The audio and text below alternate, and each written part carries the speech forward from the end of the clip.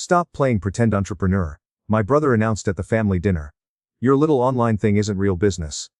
Everyone laughed. I nodded quietly. Understood. The words stung more than I cared to admit, especially since they came from Sarah, the golden child. The one who always had the spotlight. My parents beamed as she talked about her startup, her Harvard Business School achievements, and her latest networking events. They hung on her every word like she was destined for greatness, and in many ways, she was. But the irony was thick, something only I could see. I was the one who had built something real, something that made millions every year, while she was still trying to find her footing in a world that wasn't quite as forgiving as the one she'd envisioned. For years, I let the family think I was the one who didn't understand business. I let them believe I was the tech nerd with no real sense of what it took to succeed. The truth, my software consultancy had turned into a multi-million-dollar operation, serving Fortune 500 companies who paid a premium for discreet, high-quality solutions. But it was all invisible to the family. My success was tucked away in a world they didn't see, buried under layers of my own careful silence. So when Sarah sneered at my little online thing, I couldn't take it anymore. I sat there, eating my dinner in the midst of the family's laughter, and plotted my move. I couldn't let them, think for one more second that she was the only one who understood real business. By the time dinner was over, I had made up my mind. I would let Sarah have her moment of victory. Let her continue her charade for just a little while longer. But come Monday morning, things would change. I was going to reveal what she and the rest of the family had overlooked for too long. That night, as the rain pattered against the window, I sat down in front of my laptop, opened my email, and typed out a message to the managing partner at the firm that had been handling my investments. Pull the $150 million from his tech startup. The email was short, calculated, and final. It was time for Sarah to face the truth. Air key dialogue. My brother announced at the family dinner. Your little online thing isn't real business. Everyone laughed. I nodded quietly, understood. Monday morning, I emailed my investment firm. Pull the $150 million from his tech startup. The board meeting was emergency called. Growing up, Sarah was always the star. It wasn't even a contest. While I spent countless hours in the garage building computers and coding, she was out there winning debate tournaments, leading student council meetings, and running for class president. Our parents couldn't stop talking about her potential. The way she could command a room. The way she always seemed destined for bigger things. She was the one they talked about when they imagined success. I wasn't in the same league. I wasn't the one they talked about when it came to vision or leadership. I was the quiet, introverted kid with my face buried in a laptop, working on projects that no one understood or appreciated. Sure, I had my moments building a website for the local business, freelancing as a teenager, but it was never enough to capture the attention of the family. Sarah, on the other hand, had that effortless charisma, that ability to connect with people who could make things happen. She was the future, the one everyone looked to. And I was just the kid with a hobby that no one thought would amount to anything. I didn't mind at first. Or at least, I pretended I didn't. I loved what I did. Building software, solving complex problems, it was my world. By the time I was 16, I had started freelancing, making more money than most adults. But my family didn't get it. They thought it was cute. Like I was playing at something.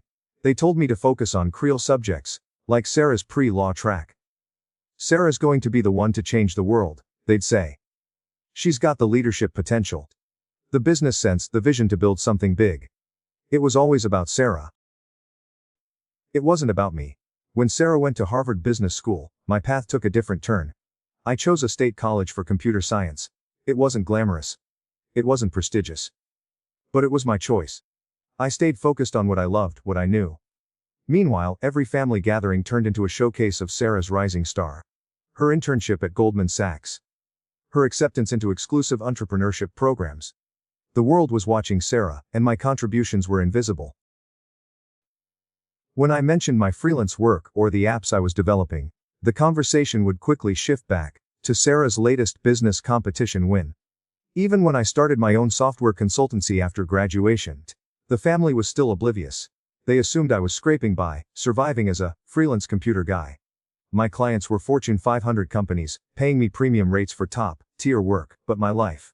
It looked the same: a modest apartment, a used Honda. A quiet life of success hidden in the shadows. They thought I was barely getting by while Sarah was making headlines, and I didn't bother to correct them. It wasn't worth it. She was the one who needed the recognition. She was the one who deserved it. Or so they thought. I had never once told them the full extent of what I was doing. They thought Sarah was the one leading the charge, making the big moves. But I was doing something bigger. Something that would change everything without them ever knowing. I was the one who would decide how everything played out in the end. It was becoming harder to swallow. Sarah's company was running out of steam. The funding that the family had poured into her startup was quickly burning through. But no one was worried yet. Mom would reassure everyone, saying it was just growing pains, that every startup faced challenges. But I knew better. She wasn't building something revolutionary, she was building on sand. She was chasing the wrong vision, the wrong dream. And when it collapsed, I would be there to pick up the pieces. Quietly, from the shadows. But for now, I let her have the stage. The family's eyes were still on her, but soon, everything would change. Sarah's startup was in full swing by the time I made my move, and the family couldn't have been prouder. They were convinced this was it, the big break.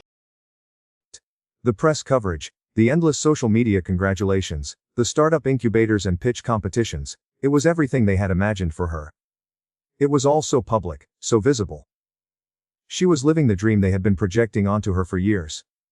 But what they didn't see, what they refused to acknowledge, was the truth behind the shiny facade. Her company was burning through money at an alarming rate. They had poured everything into it: hopes, savings, connections. But the cash was disappearing, faster than they realized. The family still saw her as the next Zuckerberg or Bezos, but I knew better. There was no foundation to her business model. She had all the ambition in the world, but ambition alone wasn't enough. As the weeks passed, I watched her sink deeper into the quicksand of her startup's financial troubles. Her vision getting hazier with each passing day. But I stayed quiet, blending into the background as usual. It wasn't my place to interfere. They didn't know, and they didn't need to. I had my own success, my own thriving consultancy. That's what mattered to me. After all my work. The family never asked about it anyway. They were too busy focusing on Sarah's headline, grabbing startup, to notice the quiet, sustained success I had been building for years. While Sarah was taking meetings, giving interviews, and making the rounds with investors, I was doing the heavy lifting. My consultancy was growing at a rate that was nearly as fast as hers, but no one saw it. They didn't see the millions flowing through my bank account, the multi-year contracts I had secured with major corporations, the proprietary software I had developed that businesses relied on. All they saw was Sarah's startup, and I was fine with that. It wasn't the recognition I wanted. I didn't need their approval. But that's when I saw my chance. I had been keeping my cards close to my chest, working quietly in the background, but the time had come. I had made my money, my connections, my own impact. And now I was going to make my move, by putting my money where they would least expect it. Through a network of shell companies and investment vehicles, I became Sarah's largest anonymous investor. The Dow $150 million I pumped into her company didn't come from some faceless venture capital firm. It came from me, her brother, the one she had always dismissed as a pretend entrepreneur. It was the perfect irony. The money flowed in from behind the curtain, masked by layers of legal entities. To Sarah and to the rest of the family, it looked like validation from the kind of respected investors they had always wanted her to have. They saw it as the moment Sarah's startup would truly take off. And they were right. To them, this was a triumph. To me, it was just the beginning. My control over the company was secured, though no one had any idea. I didn't want the spotlight. I didn't need to. But I knew that in the end, it was my decisions, my capital, that would determine whether Sarah's startup would sink or soar. And it wasn't about helping her. It was about showing her, and everyone else, that there was more than one way to succeed. More than one way to build something real. For now, Sarah celebrated. The family celebrated. They thought they had made it.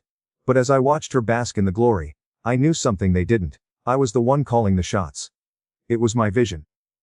My capital that was carrying her company, and sooner or later, they would all see it. The pressure was building on Sarah's startup, but the family still couldn't see it. They didn't notice the cracks in the foundation. They didn't notice the long nights Sarah spent in the office. The increasing frustration in her voice when she talked about her team's failures. All they saw was the surface level, the meetings, the press releases, the network of investors she had cultivated. To them, Sarah was still the prodigy.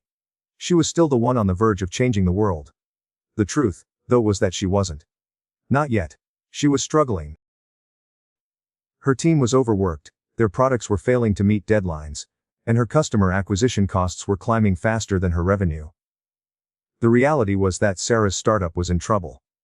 But I stayed silent, watching from the sidelines, knowing I had already invested far more than the family could ever understand. My investment was a lifeline, but I wasn't doing this to save her company. I was doing it to control it. To prove to her and to the family that success didn't just come from business school degrees or networking. It came from understanding the numbers, the strategy, and most importantly, the willingness to play the long game. Sarah thought she understood all that, but her actions told a different story. She had ignored the fundamental issues with her business model, hoping that the sheer force of her vision would carry her through. But vision without execution was a pipe dream. I knew it. The family didn't. And so, as her company burned through cash, I quietly made all the key decisions, though Sarah had no idea. She was still the face of the company, still the one talking to the press. But behind closed doors, it was my strategy, my oversight that guided everything. The family didn't ask questions. Why would they? They were too caught up in the narrative they had created for Sarah. Mom would say, "It's just growing pains," when the numbers weren't adding up. Dad would reassure everyone that everything would work out in the end. They didn't see the cracks forming beneath the surface because they didn't want to. It was easier to believe in Sarah's success, to keep the fantasy alive that she was destined for greatness. But I wasn't blind. I watched the reports. I knew where the money was going. And I knew how close Sarah was to losing everything. She needed more capital. She needed a savior. But I wasn't in this to be her savior. I was in this to reshape her narrative. I was in this to make sure she learned the same lessons I had learned over the years. That success isn't handed to you because of your last name, your degree, or your charm. It's earned through careful planning, hard work, and a lot of quiet persistence. So, I let Sarah continue to lead the show. Let her think she was still the star. Let the family continue to believe in her success. Meanwhile, I sat back, watching her struggle, knowing that in the end, it would be my capital, my strategies, that would make or break her company. It was a delicate balance, keeping my involvement hidden, while positioning myself as the unseen hand that would ultimately decide everything. I had made my move. And no one, least of all Sarah, had any idea how much control I had over her future. Sarah's struggles were becoming harder to hide. Every family gathering seemed to be a new round of forced optimism. A battle between her carefully curated image and the harsh reality of her company's situation. The numbers weren't adding up. The startup, despite all the accolades and media coverage, was drowning. But no one could see it, at least, no one except for me. The pressure was starting to crack her facade. I could hear it in her voice when she'd talk to Mom or Dad. "Things are tough right now," she'd say with that practiced smile, as if that somehow explained the mounting pressure. But the cracks were there, the tension was palpable. She was no longer the confident, untouchable figure she once was. The weight of the company, of her entire identity as an entrepreneur, was starting to suffocate her. But in the family's eyes, she was still the star. She was the one everyone looked up to, the one with the vision. The family still clung to the illusion that all her struggles were just growing pains. And that was exactly how I wanted it. While Sarah fought to keep up appearances, I sat quietly in the background, watching it all unfold. My silence became my power. I didn't need to be the one in the spotlight. I didn't need to be the one on the cover of magazines or featured in interviews. I had my own wealth, my own success. But I knew something that Sarah and the family didn't: my quiet control over everything. Sarah's startup was on the brink, but the family wasn't asking the tough questions. They weren't looking at the metrics that mattered. It didn't matter to them that her company was running on fumes, that the capital was dwindling, that her business model wasn't sustainable. They were too busy basking in the glow of her success. And that's when I decided it was time for the next step. I had been watching her company's decline from afar, collecting every piece of financial data I could, making sure I stayed informed. I knew what was coming. But I also knew that for the family to see the truth, Sarah needed to face it herself. I had been operating from the shadows, quietly making decisions, influencing the direction of the company without anyone being the wiser. But now, it was time to push things to a head. It was time for Sarah to realize that the so-called visionary she thought she was, the one who could do no wrong in the eyes of the family, was actually running her company into the ground. So I made my move. My $150 million investment had been structured in a way that gave me control over everything. Sarah didn't know it, but I had been making the key decisions all along. Every board meeting, every strategic direction, every major shift had been under my guidance. She thought she was making the calls, but I had been the one pulling the strings from behind the scenes. The family didn't see it. They saw Sarah's success, her networking, her ability to charm investors. They saw a bright future ahead, even though the reality was something else entirely. The family continued to see her as the future of tech, the next big thing. But the reality was that her company was failing. She was on the verge of losing it all, and she didn't even know it. And so I waited. I waited for Sarah to continue her charade, for the pressure to mount, for her to be pushed to the brink. And when the time was right, I would be there to make the final move. Quietly, decisively. And with the control I had been holding all along. Sarah still had no idea that the future of her company was already decided. But the time was coming when she would have to face the truth. And when she did, I would be the one who would hold all the power. The family dinner that changed everything was like any other. Sarah was the star, of course, talking about her latest triumphs. The startup's performance was still questionable, but she had perfected the art of presenting her struggles as mere obstacles to her inevitable success. She smiled, talked about the growing pains, and somehow convinced everyone that the next big investment was right around the corner. Everyone except me, that is. I knew the truth. And I couldn't sit there any longer, pretending I didn't see the cracks. The truth was undeniable now. The numbers were terrible. The company was losing money at an unsustainable rate. Sarah wasn't just failing at growing her business, she was actively undermining it with bad decisions, unrealistic projections, and a refusal to address the core problems that had been there all along. And then, it happened.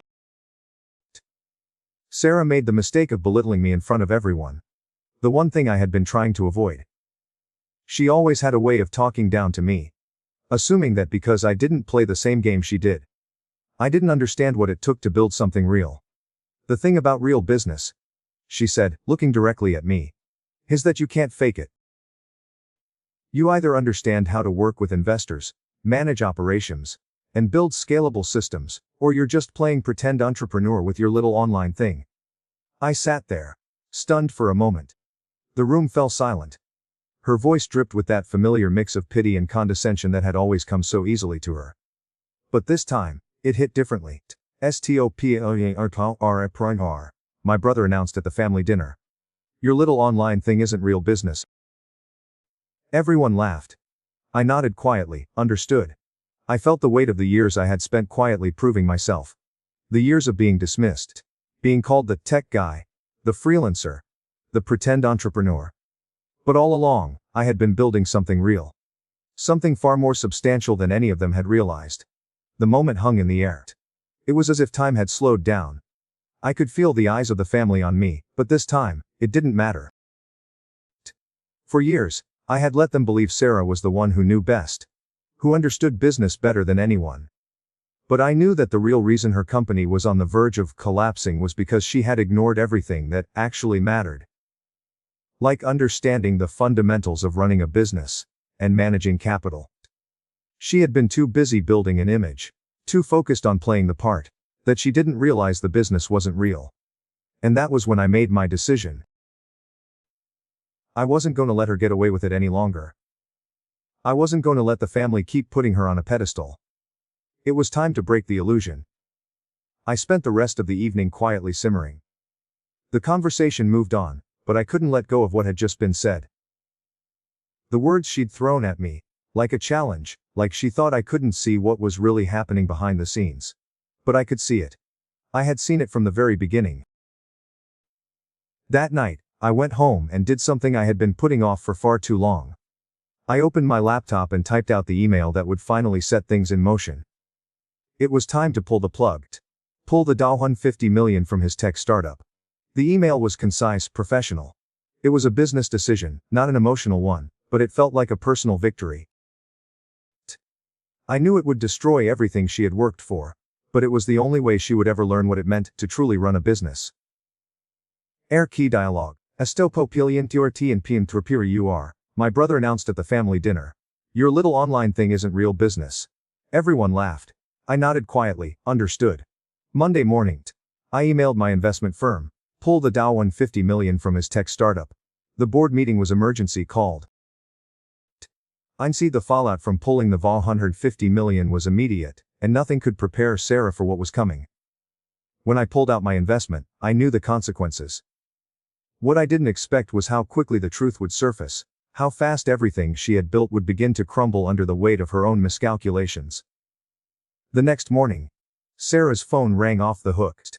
She was frantic, trying to understand why the funding she had relied on was suddenly gone. The venture capital firm was the first to call. They weren't happy, but they were professional about it. They said they needed an emergency board meeting to discuss the withdrawal. She didn't know it yet. But the board wasn't hers to control anymore. The decisions had already been made. I watched from a distance as she struggled to hold the pieces of her company together. She called me that afternoon. Her voice different, thinner. I could hear the stress building. Something's wrong with the investors, she said, her words hurried and panicked. They want to meet tomorrow, and they're talking about strategic repositioning. I don't understand what's going on. I feigned concerned. That sounds stressful. Do you think it's related to the quarterly numbers? I don't know. She admitted, her frustration spilling through. The performance hasn't been perfect, but we're building for long-term growth. Real investors should understand that tech companies go through difficult phases before they scale. Her voice cracked. She was losing control, and she knew it. The desperation in her tone was almost satisfying. Almost. But this was never about watching her fail. This was about making her see the truth about business, about understanding the reality that I had always known. Her failure wasn't personal. It was the consequence of ignoring the fundamentals, of running headfirst into a world she didn't fully grasp, despite all her Harvard degrees and business credentials. That night, I had to go through with it. The next day's board meeting was going to be brutal. I knew it would be her last shot at savaging her startup. But the writing was already on the wall. When she sat in that room, with the venture capital partners, trying to explain why her company was struggling, the reality would hit her like a brick wall. The board meeting was everything I'd expected. The venture capital firm, acting on my instructions, tore through the company's business model with precision. The numbers were damning. Revenue projections had been optimistic at best, and product development timelines were constantly delayed. But it was the mismanagement of capital that sealed her fate. The lead partner didn't mince words. Your company isn't meeting performance expectations, he said bluntly. We've been patient, but we can't keep justifying continued support for operations that aren't generating the kind of growth we need to see. I watched as Sarah fought back, but she was out of her depth. She tried to present data, to convince them that the long-term vision was still sound, that the market opportunities would eventually pay off. But the numbers weren't lying. The reality was inescapable. The partner's voice was final. We're withdrawing our $150 million investment effective immediately. We'll be liquidating our position and relocating capital to more promising opportunities. Sarah was stunned. You can't just withdraw the $150 million overnight, she gasped, her voice shaking. The company will collapse without that funding. She was desperate now, but it was too late. We understand the implications. The lead partner replied coldly. But our responsibility is to our investors. And we can't justify further support in a business that isn't performing. The phone call ended, and I knew Sarah was standing in the ruins of everything she had fought for. The company she had worked so hard to build, one that the family had invested their hopes into, was about to fall apart, and she had no idea how to fix it. Later that day, the news spread through the family. The whispers. The frantic phone calls, the meetings. They all knew now that Sarah's startup was in serious trouble. The sophisticated investors she had once bragged about had pulled their support. The family couldn't understand how it had all gone wrong. But I knew. Mom called an emergency family meeting that Friday. It was like watching a war council in action, everyone scrambling for solutions. We need to figure out how to help Sarah through this difficult time, Mom said, trying to sound hopeful. But I could hear the cracks in her voice, the realization setting in that their vision of Sarah as the golden child, the next tech mogul, was falling apart. Sarah, exhausted but still determined, sat at the head of the table. She tried to hold it together, presenting her case, telling everyone how she was still trying to find new investors, how this was just a temporary setback. But I could see through it. She was grasping at straws, desperate for a lifeline that wasn't going to come. I watched as the family discussed possible solutions. Uncle Robert suggested leveraging his business connections. Aunt Linda offered to reach out to her wealthy friends. Mom and Dad even talked about liquidating their retirement savings to provide some bridge funding. But none of it would work. It wasn't the money that was the problem. It was her approach. Her refusal to see the reality of what she had built. And that's when she looked at me, her face filled with frustration, a touch of pity, and a dash of disbelief. What we need, she said, her tone condescending, is someone with real money who understands the tech industry. Someone who can write a check for $50 million or $100 million without blinking. This kind of investing requires serious capital and industry expertise. It's not something you can just figure out by playing around with computers. The room fell silent. All eyes were on me. And I knew that everything was about to change. I sat there, watching the family scramble for answers. Listening to Sarah talk about what she needed. What she thought would solve everything. She was still trying to convince herself that her company could be saved, that her vision could still turn things around. But I saw the truth behind her words, the fear, the uncertainty. She was out of her depth. And it wasn't just the business that was slipping away. It was the confidence she had built her entire identity on. The family was still clinging to the illusion. Uncle Robert's connections. Aunt Linda's wealthy friends. Mom and Dad's willingness to sacrifice everything for Sarah's dream. But none of it mattered. The problem wasn't just money. It was the fact that Sarah had built her company on a shaky foundation. She was too proud to acknowledge the cracks. Too determined to prove she could do it her way. But her way wasn't working. That's when I decided to speak up. I had been quiet for so long, letting the family believe that Sarah was the one with all the answers. The one who knew how to make things work. But the reality was clear: Sarah didn't have the answers. She had the ambition, but she lacked the fundamentals. The humility to admit when things weren't going right. I actually might be able to help, I said quietly, breaking the silence that had filled the room. Everyone turned to look at me. There was a mixture of confusion and skepticism in their eyes. They didn't understand what I meant. How could I possibly help? Wasn't I just the tech guy? The one with the little online business that no one took seriously? I looked at Sarah, who was still holding on to her belief that she was the one who could save it all. I've been following your company closely, I continued. I've been keeping an eye on things. I have some thoughts on what might work. Her expression hardened. She tried to mask the frustration with a polite smile, but I could see the contempt behind it. That's sweet of you to offer, she said. But there was an edge to her voice. But this really requires people who understand institutional investing and tech company valuations. It's incredibly complex. I didn't let her dismiss me this time. I reached for my phone, dialing the number I knew by heart. Let me make a call, I said. I could hear the uncertainty in Sarah's voice when she spoke again. What are you doing? I didn't answer. Instead, I held the phone to my ear, waiting for the voice I knew would answer on the other end. Hi David, I said when the line picked up. I need to discuss liquidating some positions to free up capital for a direct investment opportunity. The family stared at me in disbelief. Sarah's face drained of color. She had no idea what I was doing. No idea that the man on the other end of the line was one of the key partners at Goldman Sachs. One of the very same people she thought had been supporting her startup all along. Wes, I'm looking at investing directly in a tech startup, I continued, the calmness in my voice a stark contrast to the tension in the room. Something in the $150 million range. Can you walk me through the structure for that kind of direct equity position? I paused, listening to David on the other end of the line. The family was still staring at me. Their faces a mixture of confusion and surprise. They didn't know what was coming. David's voice was clear and professional. Of course, Mr. Johnson.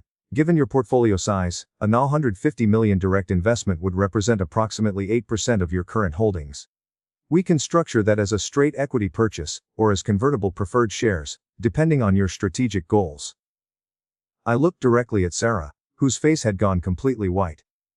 The pieces were starting to fall into place for her. She was beginning to understand. I'd also like to discuss my existing position in TechFlow Innovations, I said, watching Sarah's reaction closely. I believe I'm currently the majority stakeholder through the Meridian Capital vehicle. There it was, the moment when everything shifted. Sarah's eyes widened as she realized the truth. She took a step back, stunned, as I confirmed what she had spent years unknowingly dismissing. Your $150 million investment through Meridian gives you controlling interest in TechFlow, David confirmed, his voice calm and matter of fact. You've been the primary decision maker on all major strategic issues for the past 2 years. You've been receiving detailed quarterly reports. And you have final approval authority on all decisions.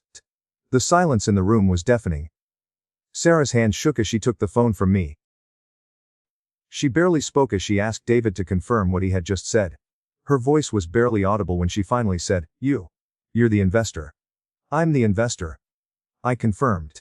I've been providing capital and strategic oversight for the past 2 years. The family was still processing the revelation, trying to understand what had just been said. Dad spoke first, his voice low, trying to make sense of it. So when you asked questions about Sarah's business, I was checking to see if her understanding matched the reports I was receiving, I said, turning to look at him. Mom shook her head slowly, the reality sinking in. Your little online thing, she said softly, the words now taking on a new meaning. That software consultancy. It generates about $40 million per year. I nodded. The startup investment was funded from my personal savings. Sarah stood there, frozen. Her face cycled through shock, embarrassment, anger, and something like grief. She had built her entire identity around her real business. Her real investors. And now she was confronted with the fact that everything she had believed about her success was built on a foundation of lies. Light. She whispered finally, her voice barely audible. I took a breath, looking at her for a long moment.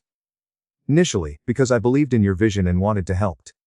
But the anonymous structure was meant to keep family dynamics from complicating business decisions. I paused, looking around the room at the family that had spent years elevating Sarah, only to tear me down. Now, I think it's time for some honest conversations about what it really takes to build a business. About real business, not just the vision. In the weeks that followed, everything changed. Sarah's company didn't collapse as I expected. Instead, I helped restructure it, brought in experienced executives, and recalibrated the direction with realistic growth targets. Her role shifted from CEO to senior product manager. But it wasn't a failure, it was a lesson. Sarah learned humility. She began to excel, combining her skills with the guidance she had always resisted. As for me, I finally let the family see the full extent of my success. The consultancy, the software licenses, the multi-million-dollar contracts, the investments. It wasn't about the recognition though. It was about them understanding that success doesn't come in one form or one path. For Sarah, it was a hard pill to swallow, but in the end, it was the wake-up call she needed. And for me, it was the final step in breaking free from the shadow I had lived in for far too long. From that point forward, there would be no more pretending,